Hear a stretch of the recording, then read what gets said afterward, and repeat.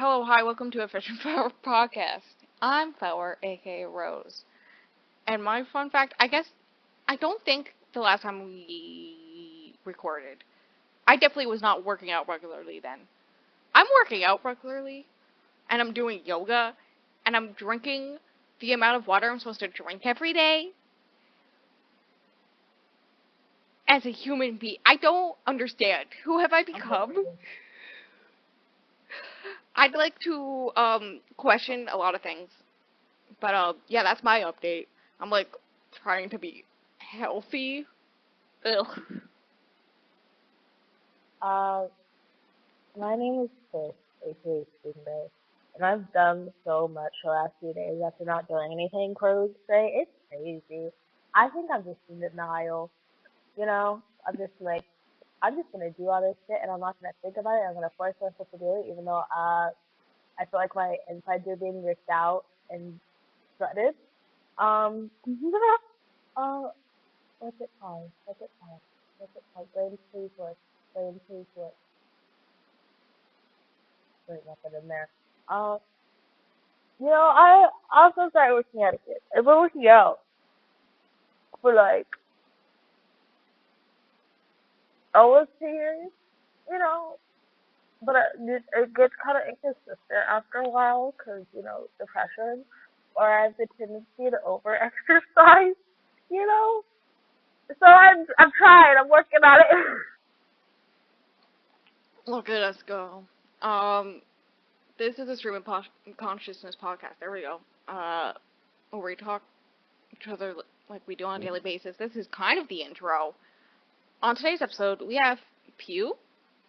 Also, something funny before we keep going. I was painting a birdhouse. I was doing this out loud yesterday, and I thought it was kind of funny. It was kind of funny. I was driving a truck, so you know. And you didn't take me with you, even though you said you were that phobic. I did send you photos of me driving the truck with Bella in the truck with me, so you have photographic proof that I drove a truck. Technically illegally because I don't have a license, but we're not talking about that. It's on family property. Yeah, you're like in a field. I don't think they're gonna arrest you. I wasn't on any roads. Absolutely zero roads. There's so much written on my whiteboard right now, and I wrote it kind of big, so it's stressing me out. I love that for you. I lost my sticky note that has all the things I need to get done before I leave. So I was scrambling trying to find it first thing this morning because I remembered that I finished the vlog yesterday, like edited, did everything with it so I could cross it out. Good times. I'm stressed. Me too. But I got a jail bottle that came with play because I was a dumbass and blew my speakers. I love that for You you. know what? It blew it? A fucking Fall Out Boy song. A That Fall Out Boy song. Like, ew. what? You could have at least listened to Xana. Like God. Well, you Do you ever see, just think about that time I hunted ghosts in video games and then just started playing January? yes, I've been listening to January a lot lately. But I love that for also, you. uh, none of the sexy stuff was out when I blew my speakers. So unfortunately, I could not blow them to Better Kind of Best Friend or Earth Eyes or Lip Service or like it would have been worth it if it was for lip service. But no, I'm pretty sure it was Sugar We're Going Down. Ah. It was Anyways, from Under the Court Tree. I don't remember which song exactly. I don't know either. Um, I should inform you that I have played some that ghost hunting game, and you have probably been asleep because it was early enough in the morning. Today I gotta get The my shit ghosts, together. the ghosts be attacking. The ghosts be attacking me. I want to come, but I just need to get my shit together. That's all. I'm sorry. I love you though. The ghosts be attacking. It was very scary. Also, they were talking to me, and I was freaking out because every time I go nope, and they throw everything to the ground and run away. I don't know why you're so scared. It's just me. Okay, Pew by Catherine Lacey. A book. Um, I'm gonna put up above on the cards on the YouTube version, the They episode, cause very similar. Um, I like this more than I like Stay. I I don't know know what I you like. did. I know you did. I like them about the same. Instead of government oversight about art, it's religious oversight about gender and racial identity.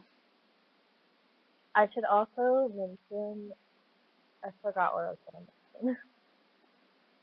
Oh, oh, just like they kind of lost me about the last two chapters, only because my brain can only handle so much information, and I read it in one day, and I read it a little too fast at the end. I should have slowed it down at the end, but that was my own fault.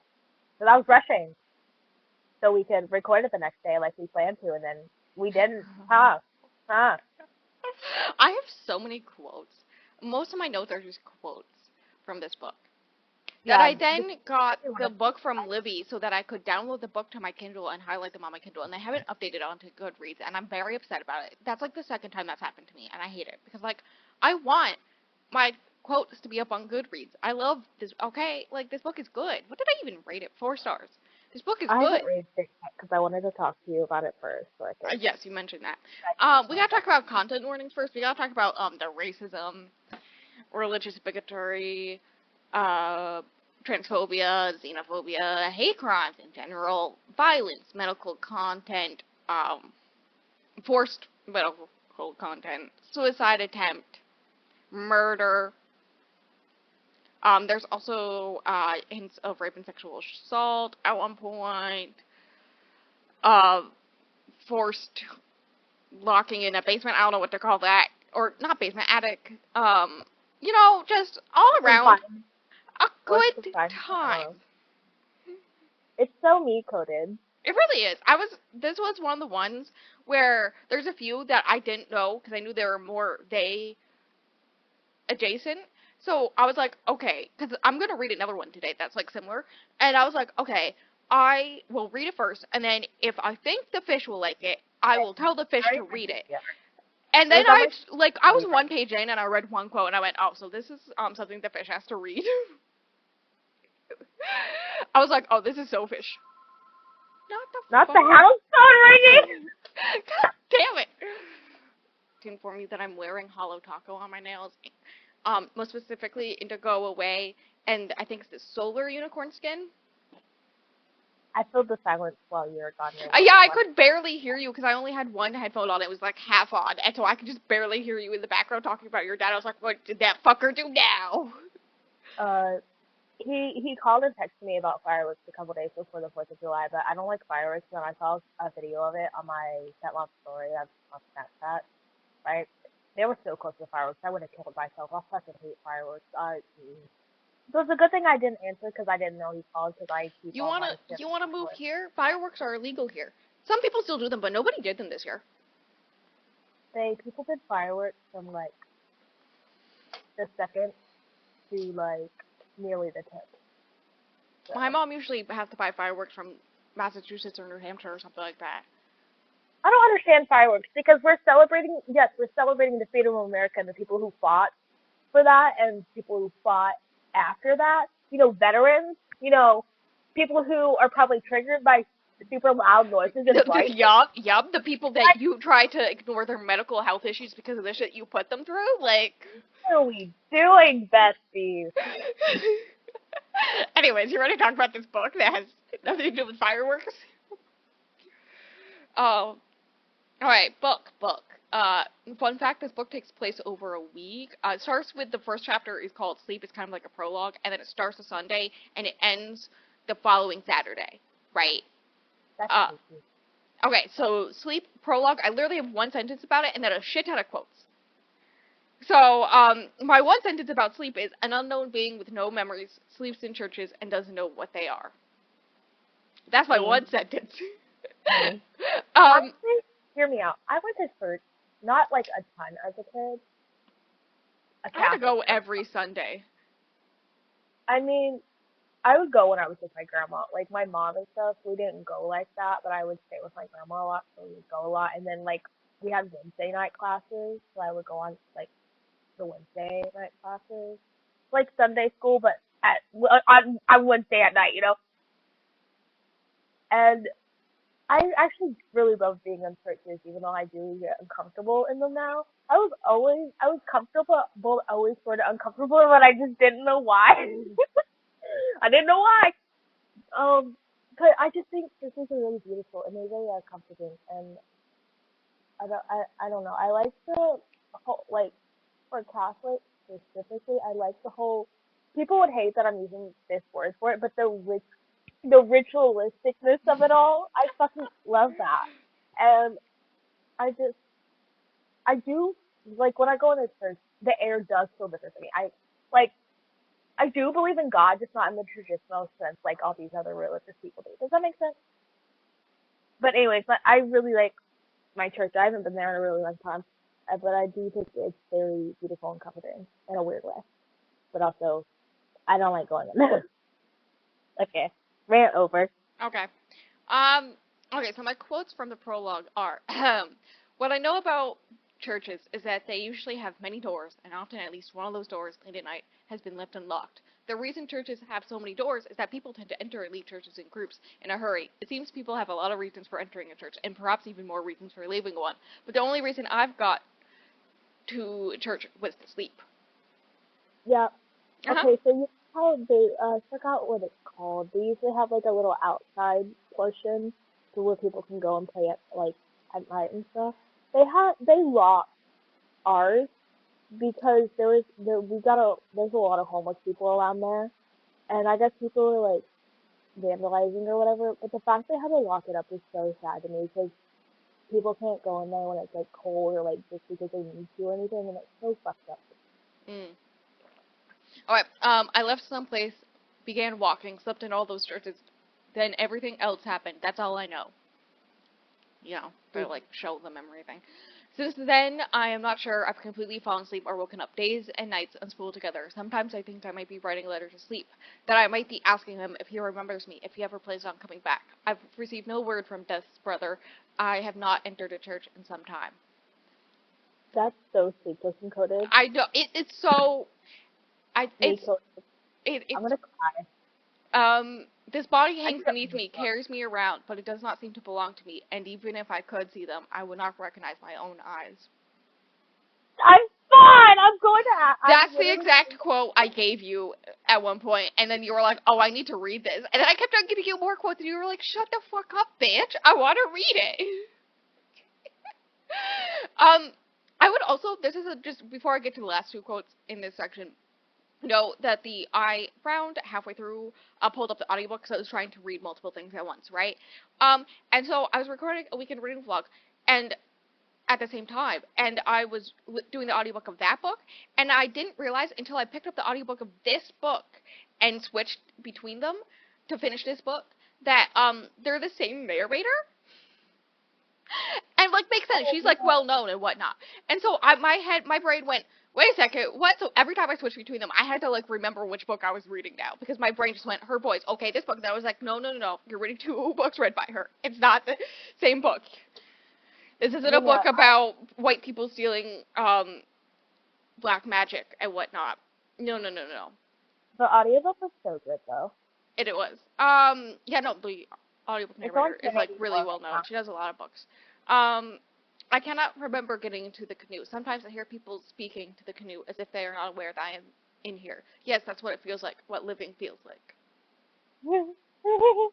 Can only other people tell you what your body is, or is there a way that you can know something sure about it from the inside, something that cannot be seen or explained?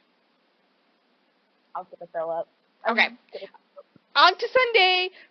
So they wake up. I would like to know, they use they pronouns the whole time, and we get a nickname, a little bit into this section, which is Pew. So Pew I and think they. it's endearing though that they just Yeah. call them two. I actually really like They that. wake up in a church pew between a family during a sermon. They watch the whole thing, and then the family, which include Stephen, the husband, Hilda, Jack, the eldest sons, and then two other sons. Um, they were sitting. They were sitting with his family, basically, and then the family's like, "Okay, we're taking you home with us." Hilda tries to be someone they can talk to, but they don't speak. Pew has a way of being. Oh, Pew is able. I don't understand how I wrote these notes sometimes. Pew is easily able to read people. It's very interesting in the way they do it. I'm not gonna be able to explain it the way to tell you is how to, like, just read the book and you'll understand. The Reverend comes to dinner and is the one who gives them the nickname of Pew. After dinner, he tries to figure out what gender Pew is, being all, tell us or we'll have to figure it out the hard way. That is a direct quote. I literally gagged. We are literally pages into this book.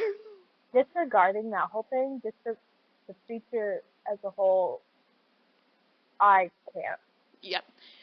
Anyways, he's being transphobic, trying to get information from Pew as they just sit there in silence watching the insects. Literally, he's just there, just like, some people may think they are female when they were born into a male's body, and they are clearly wrong. And you can tell us what you are, but I don't want to know what you think you are. You have to tell me what you actually are. That, Pew has a feeling there are others out there like them. And then my one quote from this chapter was, a moment only happens once, but some of them take so much longer than a moment to understand, to see. I'm fine. Yep. Well, you get behind me. I'll protect you. Get behind me. Okay, Monday. The family doesn't want Pew to stay home all day alone by themselves while the kids are at school and they're at work, right? Makes sense. So they have an old lady named Mrs. Gladstone look after them. Mrs. Gladstone tells a story about how when her husband was on his deathbed, he drowned a black child and helped hang 4 black men, right? That's the story he told her when he was on his deathbed. Then Mrs. Gladstone... I told this too. I was like, oh my god. Yep. Then Mrs. Gladstone says she understands what it is to stay silent. A family friend, Roger, looks after Pew in the afternoon because Mrs. Gladstone gets tired easily. They go on a walk where Roger says he understands the benefits of staying quiet, and then says he cured a refugee orphan that was adopted in town, whose name is Nelson, right, of his mutism. I think that's the exact word he uses. Roger is a therapist of some kind, and the premise of his talk is how that whatever happened to Pew that made Pew not talk isn't an issue. They should just move past it. Shaking my head, he mentions Pew and the family will go to Nelson and his adoptive families for dinner, and they'll see Nelson is still quiet but calm, as an exact quote. It doesn't say exactly where Nelson's a refugee from, but it's definitely, like, he's definitely not white. I should mention this. Yeah. Yeah. So when Pew sees Nelson's family home, it is described as so large it's bigger than a school and most churches. Like, that's crazy. Like, people don't need houses that big. Also, Nelson's adoptive family is Kitty and Butch are the parents. And they're 5 biological children, 3 girls, 2 boys. One of the boys is Butch Jr. The servant pulls Pew aside, who's a small Latino woman, and tells them in Spanish to remember if anything happens, to tell her, like, if the family does anything to them, tell her. Kitty is a talker. She is constantly talking and really fast. Nelson basically says nothing around the family. After dinner, he takes Pew to the backyard where they pretend to play chess and drink and talk. He says it's smart not to talk around these people. Pew actually replies to his question saying they don't know their age and they were sleeping in the church when they were found. No, because the thing is, I really like about this too, you can't really tell when it's set, like what time period it's set in. I think it's modern day, but in a very conservative, religious, small town in the South. Yeah, it sounds more like modern, but at the same time it doesn't, especially with some of the names and stuff. It feels like very 60s a lot of the time. Limbo, and I but love like, that. not Kitty, but Hilda has like a job, so it's not the 60s. Like, Nelson makes a comment about how that's the only thing a church is good for, and how he's forced to be a good Christian after watching his whole family be slaughtered in the name of Christianity. I will say he definitely ate in that moment. He says he has a plan to get out of there when he turns 18, and he'll help Pew. And then he sneaks away to do something, and tells Pew to just like stay there. Right? So Pew goes to a tree in the backyard and tries to cover up the outdoor lights so the tree can sleep. But Kitty is out there smoking, talking about a festival, which I have a quote about. Give me a hot second, I'll read that because I have like one sentence left. Kitty and Nelson and Pew all return to the rest of the group together. And Butch kind of has a feeling about Kitty smoking. and whatnot. She also, I don't think it's in the quote, but she talks about the festival and how, like, she always smokes right before the festival, right? Okay, festival quote. Strange you showed up this week of all the times you could have. Now, I don't know what anyone has told you yet about this weekend, but it's nothing to worry about. I'm sure Nelson would be happy to share with you what he's learned about it. He really has come to enjoy the festival, I think, and things are much easier at school for him after it's over. You'll see, the time right after everyone's more peaceful. Of course, right now it's a little more dangerous for everyone, the week before especially. People get a little anxious, I suppose, start acting out. It's just human nature. But it really does wonders for the community. I remember when we first started the festival some years ago, and all the reverends at all the churches had to convince us it was a good thing to do. Now imagine that at 3 times speed, because that's how fast she talks. Oh Is my that an god. ivy dog? Ivy dog? Ivy dog? Kiki? I have an ivy dog. I want to see Ivy dog. You can't see ivy dog. That's so phobic. She's my That is dog. so. No, Ivy dog is my dog. You got your weird Bella dog with her funky ears. Thank you for noting that my dog is weird. Hi, Ivy. Come here. I want to take a picture of you for the fish. Okay, let's see if I can continue with all that is happening in the background. Hi, Bobby. Um, alright, Tuesday. Pew is back at Rogers, and similar to his therapy with Nelson, tries to have Pew draw their feelings, in which point he mansplains abstract to them. A lot of similar things happen all the time since people assume they're dumb due to not being white. Possibly, it depends on who you're asking, and they're not talking. Hi, Noah. Pew is comparing him to herons who circled waiting to strike if something happened as they tried to fall asleep in a field. They end up drawing the herons white first. Roger is trying to get them to draw something abstract about what the heron drawing made them feel when his dog freaks out and climbs into Pew's lap and snaps at Roger when he tries to move him. Apparently the dog can't stand most people. Pew doesn't draw anything else. There's an odd video of a child perfectly playing the guitar on TV. Roger has gotten Pew an appointment at the medical center for the next day. Now Hilda is taking them to meet the children's minister, Sony? I don't know. Sony basically talks about how it's better to stuff down all the bad stuff you've been through and not think about it. Then says Pew's past isn't the town's business, and then it immediately says it will be better for everyone if Pew just tells them something. Pew daydreams what it'd be like if everyone was just formless blobs of thought and didn't have bodies. I agree. Hilda brings up how, and I quote, they'll need to do an examination again. And, ew. Pew takes a bath, but won't let Hilda clean their clothes. I don't think they've even undressed to sleep. They go out to stare at the moon when the eldest son, Jack, comes out and starts trying to scare Pew to go back where they came from and says they're disgusting. There's a weird thing with car alarms that distracts Pew long enough. That's the Miss Grievous episode. I know, right? There's so many Miss Grievous for this episode. There's a weird thing with car alarms that distracts Pew long enough for Steven to come out, get mad at Jack, and tell Pew to stay in the room, which is the attic, by the way, and then locks the door, locks them in. Like, that's so fucked up. I know, right? My one quote for this chapter was, I was buried by night. The body is already dead. I thought. I was still smiling. The body is your tomb. I'm fine. Without reading context, that's still good. Still making bread.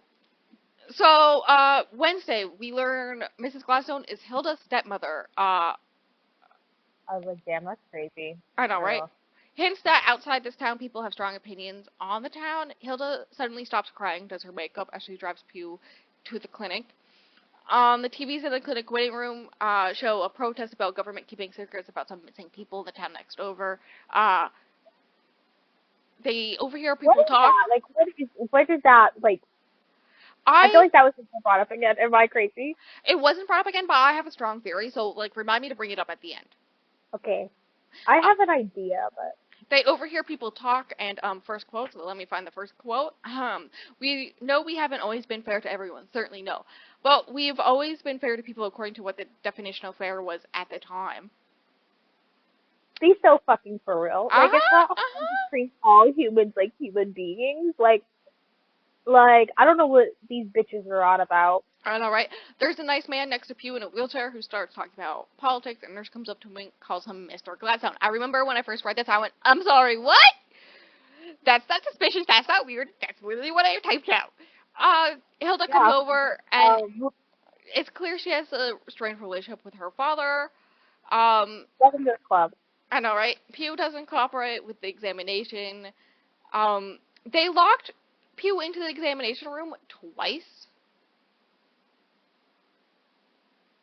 Like, I, what? Do they think Pew's gonna run away? Like, obviously not. If Pew was gonna run away, Pew would have ran away already. right? Apparently Mr. Gladstone stabbed, Hilda's stepmom in the eye. There's like a thing when Pew was over there that, she had like a glass eye. Yeah, that's how she lost it. He You stabbed her in know, the and eye. oh my god. Oh my god. About how the human mind can wrap the truth to protect you, right? Because, she never, like, after that moment, she thought he had died. And no matter what they try to tell her, she just thinks that her husband's dead, but he's, like, alive in town. Yeah, when that connected in my brain, I was like, holy Also, she's shit. like, he never hurt me. He never did anything like that. He may have been a violent man in his past that he didn't tell me about until he literally was about to die. But like, he never hurt me. You know, That whole character was so sad to me. Like, that's so fucking sad. all right. Hilda may be kicking Pew out, but says she still wants Pew to come over. Um, Roger drops Pew off at a friend's. Tammy! Ah, I love Tammy. Tammy's the best character. Tammy For real. and her husband are the best. But the Hal. peacocking was a little weird. Like, what was that about? Her husband was a little weird, but he just seems like a weird guy who really loves his wife, which, I gotta I, support. Because I love that was Tammy too. me when I have a wife. I just see a really weird person who loves their wife. If my wife wanted peacocks, I would buy her peacocks. Like, I get it. I get it. Anyways, to quote myself, Tammy seems like a cool lady. I would hang out with Tammy. Tammy would like me. We would hang out. Yes. Um, she's had a hard life. Pew tells her they don't remember having a family. Tammy says her and her husband won't tell anyone about Pew talking because it's probably for the best. Tammy's husband comes home and he also seems pretty cool. Uh, right. Roger comes over to dinner with Nelson. He recognizes Pew's distaste of him due to setting up the clinic appointment, kind of being the only one not being mad at Pew over it. He's like the only one who doesn't really care. Hints that Roger may be gay and Tammy trans. Pause. I didn't pick up on that. Uh huh. Uh huh. I don't remember the exactly how it went. But I remember him saying something about the way that he loves people and how some people don't like that. But people have grown to accept him, and how Tammy, because she's from the town, but she left for a long time when she was like 16, and then she came back, right? And about how she changed while she was away in more ways than you think. Yeah. Uh huh. Kitty apparently tried to get Nelson to call her mom once, and he said his mom is dead, Yeah. which Yeah. he kind of ate. And after that, Butch gave him alcohol, and that's why he drinks alcohol every night. Pew will continue staying with Hilda's family. Stephen hints at more of the festival, which is Saturday. And Hilda says Pew will be joining with a reception at Kitty's and hints that they're trying to find a way to get Pew out of town since they agreed to let Pew stay with them as long as they needed. Right. So they're like, okay, we said you could stay here as long as you need it, but if we get you out of town, you don't need to be here anymore. Stephen locks them in the attic again. Woo! Why are you sending me photos? It's important. That is an ebony ray. I told you it was important. Mine's more important. Wow. Well, mine has two. Well, I have a dog and a cat, so I know you got Okay. two dogs, In less than but a month, I'll have two cats. ah, I love how Bella Dog just pancaking on the floor. Yeah. Hi, I'm Mr. trying to like the photo, not open it 27 times. God, and sit down. Okay, quotes from the Wednesday chapter. Resting on the table, not getting dressed, not putting on the paper gown. I feared I'd become something sacrificial, but I would not lay myself out on this altar. Whatever else I may have been, I knew, not theirs. I agree. Um, Q says I agree. too I much agree. light will blind you to too much, and too much water will drown you. It is a danger to accept anything real from another person, to know something of them. A person has to be careful about the voices they listen to, the faces they let themselves see. I don't even know what that is in context with, and that was good. Oh, the other character I like, Mr. Kircher. Okay. Thursday. So, a neighbor, Mr. Kircher, has been insisting on meeting Pew, and takes him on a nature walk. He's not originally from town, right? His daughter married into an old family in town, and she became less independent, like, as soon as she married into this family. They're like an old rich family. Not Kitty's, it's not Kitty, but, like, it's very similar. Um, he moved to town to stay near her, but feels like an outsider and doesn't trust her new family. He grieves his alive daughter. Um, okay, there's a first quote about that. But what about when you lose someone who's still alive? When you lose track of the person you know within a person they've become? What kind of grief is that? Which, ow. Yeah. Um, and then he doesn't like the church. Second quote. And the only thing I can see that a belief in divinity makes people in this world is a right toward cruelty. Their belief in an afterlife being the real life, not here. People need a sense of righteousness to take things from others, to carry out violence. Divinity gives them that. It creates their reins for cruelty. Good times. Okay. They go to the meeting at Kitty's, where all the ladies of town are in her kitchen. Apparently, there are bets on what gender Pew is. They're just like talking about it right in front of Pew, like being like, Pew doesn't understand us. It's fine. Some of the older people think they're an archangel, That's so which weird. is kind of true to the best guess I have. Everyone is in a circle to talk about what to do with Pew. Only one person is against the idea of forcing Pew through an No. examination, which is, Imagine that's a biblically accurate angel. I know, right?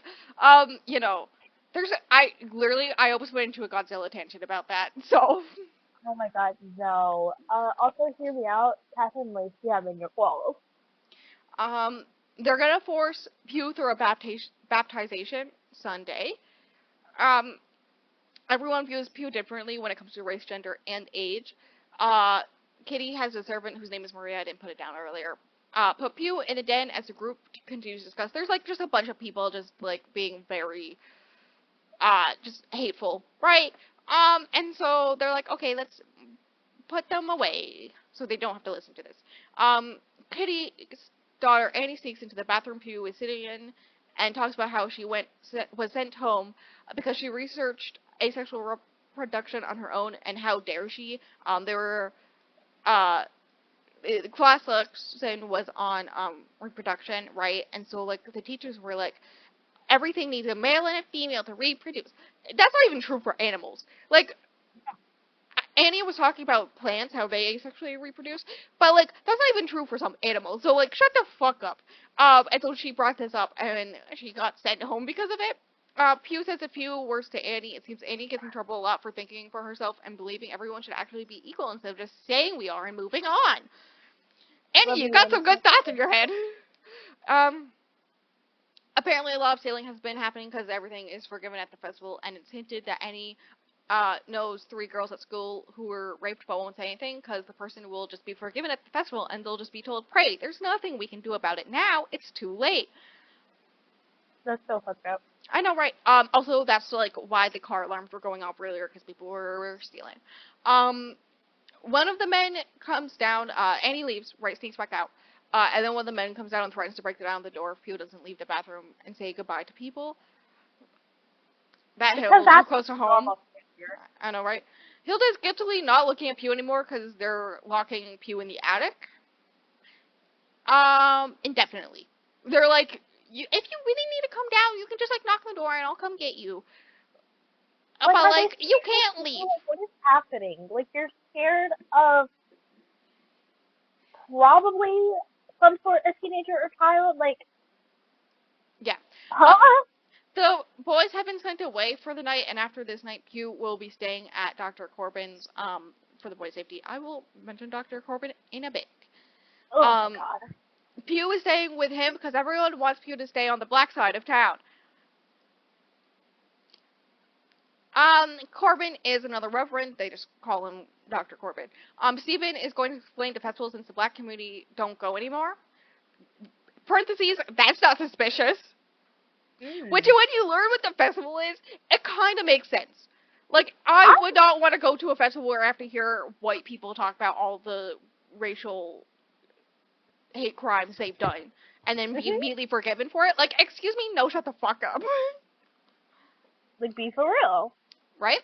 Okay, we learned some about the festival, right? The story is every preacher in town at once was told by God to start the festival in order to stop the accusations thrown against marginalized communities. Everyone admits sins, but anonymity is important, so everyone wears blindfolds. They have a lot of cops there with guns to keep everyone safe, but also the guns are a symbol of God's power. Moving right off of that, they say the rumor that Nelson told Pew about a human sacrifice is false. There was no rumor. That's not weird. Dr. Corbin will be the one who will take Pew to the festival. He'll stop herself from saying something that explains why the black community doesn't attend. You can put the pieces together, right? And then I We have got one other quote from this here. chapter. I hadn't come here. I knew then. I had always been here, and I knew I had always been here, but I didn't say that. I hadn't needed even to be born here because I had always been here. I hadn't needed to be born at all. I didn't say that either. I didn't say anything. Me, with my theories on maybe Pew isn't human. I agree. Me too. I'm not a human. I'm just a. I'm some I sort of. thought you were agreeing with my idea about Pew not being human, but no, you're talking about yourself. No, I'm kind of describing to the fact that Pew is a biblically accurate angel. Yeah, no, that's that too. That's I don't know if it's an angel with a. I didn't. I hadn't need to be born at all. I was thinking maybe Jesus, but maybe not with that line. But like, does Jesus really need to be born? Like, no, I think God just did that to say fuck Mary and her life, any Good plans she job. had, and also her marriage. Anyways, Dr. Corbin takes Pew out to a diner. um, Oh my lord. a lady who goes by Mrs. Columbus comes up to them and seems very standoffish with Corbin. Corbin leaves them to talk. She tells the story of her son Johnny, who left and disappeared some time back, which she partially blames Corbin for, which is why animosity, right? And how he left because he felt the real truth of Jesus was who you are, doesn't matter, not even your name. Um, right? And so, like, all this is because Corbin was, like, teaching her son about God and all this stuff, and then all of a sudden her son's, like, going all, like, you can't even have a name to be following Jesus and all this stuff. And then going out on his own and hasn't seen him since, right? She thought He's so Pew may little. be her son and says they clearly don't know each other, but they both know there's some kind of recognition and connection. That's never really explained. I assume it's something to do with the stuff we've already hinted at about Pew not being human. Some religious thing. Um, I have a theory that Pew looks different to each person. That's why no one can agree what they look like. Yeah. And I mean that's a pretty strong theory. And so I think that Pew looks like her son because that's who she wants to see most, right? I wonder what Pew would look like to me and to you. That's the. I was gonna I was gonna make a joke that I wanted to see Xana in that red dress. I I I recognized how bad the joke was before I said it, but I still said it too because I thought, you know. Anyways, she lets Corbin overhear her saying he owes her a son, and then leaves. Um, they go to Corbin's where there's a gathering. In the prologue, there was a woman at a gas station who helped Pew out, and like she like runs the gas station, and she like sleeps there with her shotgun in her lap, right? While Pew sleeps behind the counter and whatnot, in case anybody comes. Which makes sense because this is the same woman, right? So if this was like the week before all this, that would make sense because it's when all the looting and everything is happening in town. So that would actually make a lot of fucking sense. Um. Mhm. Anyways, she's there and assumed the church would get them eventually. A man named Leonard questions Hilda's help based on servant's experience with her father and how no one calls authorities of any kind. Cough, cough. Corbin's all like, those are just rumors. We just, act nicely with them and stuff. And he's like, okay, there's rumors that every black person that worked there can attest to. Okay, sure. Um, and then, once they get tired of helping, they just drop you into the black community's lap. That's his other main complaint, which, yeah, valid. Um, Also hints of Hilda's father bribing the sheriff and then doing things for the community out of guilt, and the good, uh, being the only thing people talk about. Oh, Remember that time when he, hung four black men? Also, the sheriff was there for that. I would like to know. There was, of like, a lot course of men he there. was. Yeah, like, most of the men in town were there for that. Um, Most of the people here use they pronouns for Pew instead of just supposing, including, like, the elderly and whatnot. Real comparison here, how everyone just called Pew either she or he, depending on how they felt at the moment. Right? An old woman calls Pew their new Jesus, cough, cough. She says it's the last day of Earth. That's not suspicious, that's not weird. Especially Yeah, I on was like, Friday, right before the festival. Uh, lady. Corbett's family is just nice to Pew, especially his wife. She just seems like a nice lady who likes to help out people. It's time for the festival. It's Saturday, bitches. Everybody is dressed in white. And of course, Pew doesn't own anything white, so Pew is just wearing a white robe over their clothes. Um, so there's like a disjointed. It's hard to explain. It was nice reading it on my iPad. I think reading on my Kindle, the layout would have been different. But reading on my iPad, it looked like how some poems are written out, where it goes across the page, each line does, and all this stuff. So reading on my iPad was nice. But it's like broken up sentences and whatnot of things people are admitting to. You can get, yeah. You can get the gist of what it was. I'm not gonna go into detail, but yeah. They start listing off afterwards, the dead who, quote, were killed in years past. Mhm. We learn what they were killed for, from, I think it's a father explaining to his child, for, and I quote, what they might have done by people elected. The word "might" is crazy in that sentence. Uh-huh, uh-huh. Okay, I'm gonna do two quotes, and then I'm gonna do the last sentence, and then the last quote, because the last quote is literally the exact end of the book. Forgiveness is sometimes just a costume for forgetting.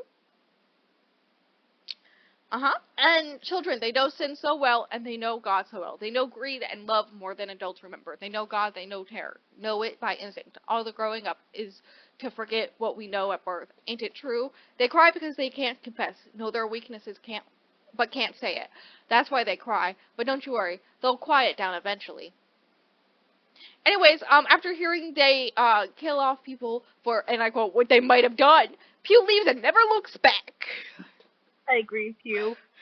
Um, and then it ends with the last quote. All is quiet now. The sky is uncertain. I am moving. Perhaps I am moving toward you. The ground is gray and the sky is wet. I am uncertain. The ground is not uncertain. I am not alone. I am with the sky and the ground, and you are with another sky, another ground. Is this ours now? The sky is certain and the wet is certain, and I am quiet. Will we find each other? The ground is silent. I am uncertain.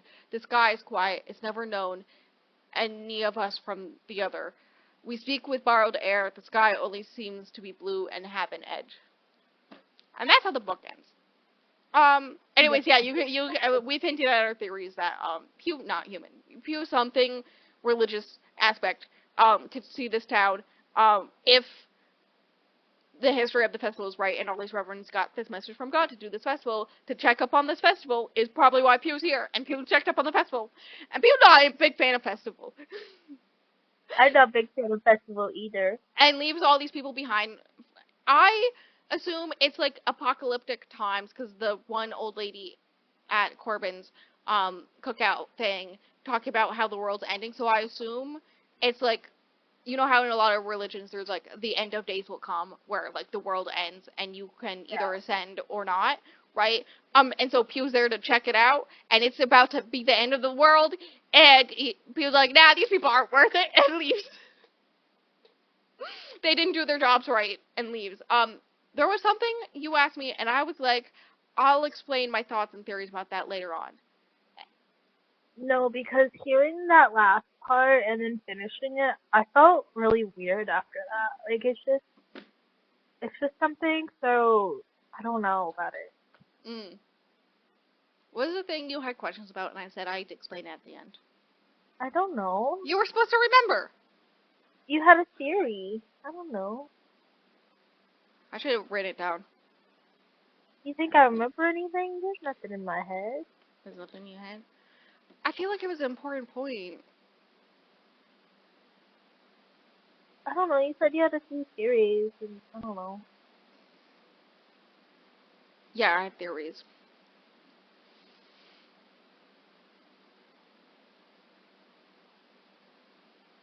I just know I need a good cry after this. I um, cried during this book multiple times. Like, I know we're not surprised about that, but still. I am a very emotional person, and I cry about a lot of things, but I really wish I knew. I really wish.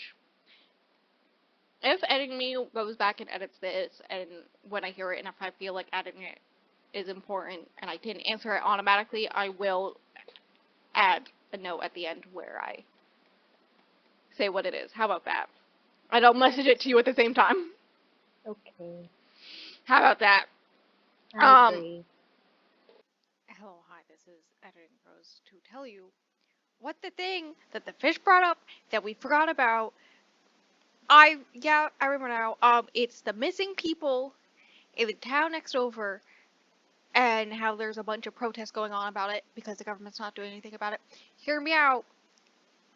I think what's happening is the people from this town, somebody killed them or something like that because of the festival. That's my theory. I think that's what's happening. Okay. Me rest of outro. Thanks. Bye. Book good, good book. Did you figure out what you're gonna rate it? I'm not giving it 5 stars only because it kind of lost me at the end, but that was my own fault. Probably 4, but I feel like if I reread it, I would probably change it to a 5. Book good, good book. Mhm. I recommend book. Book is good. Me too. I think people should read book. Can you believe I read a book that was already on my TBR? I'm so proud. It wasn't on mine. You told me to read this like it wasn't already on my TBR. Like it was like pretty far down in my TBR, and it wasn't even on yours. So I don't know what the fuck you're on about. See, what I'm on about is I watched some Books and Lala videos again, and then I went, hey, this is a book that we could do for the podcast, and so I just added it to the list. And here we are. Lala, my beloved. I'm using my Books and Lala mother charm bookmark right now. You have one? I have 2 of them, yeah. That's so fish phobic. I can't believe I've never told you this. Yeah, I have one. The first one I bought, I think it was in 2020, right? Yeah, that makes sense. And it's pink. It's rose quartz with a little heart. So I use it when I read romance books, basically. They're the perfect size for book of the month books, by the way. Um, but and then I went, okay, like, cause shipping it was like express shipping or something too. Like I got it within 2 days. Like I know Vermont's close to Canada, but it's not that close to the part of Canada she's in. So I was like, excuse me, how the hell did it get here so fast? So like shipping was a little expensive. And so I was like, okay, I will not buy another one because if I allow myself, I will buy the whole stock, right? So I'm like, I don't need another one. One is enough. I will only buy another one if I go on one day and there is a blue one that has a butterfly. I go on some random day, like 3 months later, and there is a blue lap piece one with a butterfly charm. This is so fish phobic. So I immediately bought that shit, and it's up in my room. Fish phobia! Fish phobic! I'm sorry. They're really nice. Fish phobic. You're fish phobic. I don't give a fuck. You're fish phobic. I should hang up on you for being fish phobic. One day I will have a fish phobic shirt. I do not I care. get the first one. I don't give a fuck. We also need the one where you're like, why would we talk about bondage? How did, like, where did that even come from? Why did I even say that? I think it was from the Mistress series, but I don't know. I think you were just like telling me things one day, and I was like, why are you telling me about your opinions on bondage? And you were like, why would we talk about bondage? What the fuck? Oh, okay, sure. Should we should we tell the class what our thingies are? I'm a Virgo Sun, Aquarius Moon, and Aquarius Rising. Can't wait to cut all of this out. Wow, that's so dysphobic. um, what am I? I don't know. Don't ask me questions. I can tell you. I can tell you. Hold on. What's the You're word? I want to go Taurus, there. Moon, a Scorpio Rising, and a Capricorn Moon.